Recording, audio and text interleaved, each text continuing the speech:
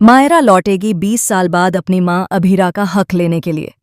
Serial यह रिश्ता क्या कहलाता है का आने वाला एपिसोड काफी धमाकेदार होगा, क्योंकि अब दादीसा अभीरा और उसकी बेटी मायरा को लेकर मसूरी में अक्षरा के फार्म हाउस पर पहुंच गई है।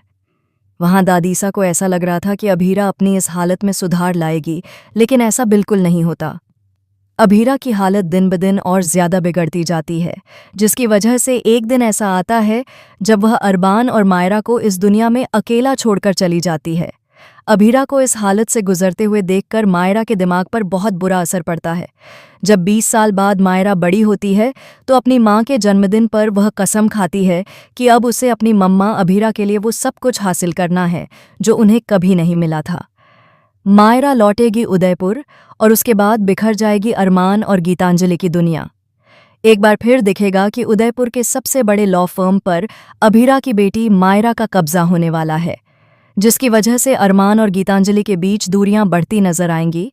और मायरा इसका पूरा फायदा उठाएगी, क्योंकि वह चाहती है कि अरमान और गीतांजलि दोनों को बर्बाद कर दे। उसकी मां अभीरा भी अरमान की बार बार की गई गलतियों की वजह से जिंदगी भर उस दर्दनाक हालत में जीती रही थी। गीतांजलि जब मायरा को देखती है तो पहले उसे बहुत प्यार आता है, लेकिन जब समझती है कि मायरा लौटी है सिर्फ अभीरा का बदला लेने के लिए, तो उनके बीच भी दीवार खड़ी हो जाएगी। दोस्तों, आपको बता दें कि इस समय पोदार फर्म को अरमान कृष से छीन चुका है और अरमान चाचा साहब के साथ मिलकर इस फर्म को चला रहा है। इस फर्म के सारे शेयर या तो अरमान के नाम पर हैं या फिर गीतांजलि के बच्चे के नाम पर। मायरा के लौटने के बाद सब कुछ बदल जाएगा, क्योंकि अरमान के साथ अब गीतांजलि और उसका बच्चा रह रहे हैं और उनके सामने खड़ी है अभीरा की जिद्दी बेटी मायरा। क्या मायरा अपनी मां का खोया हुआ सम्मान वापस ले पाएगी?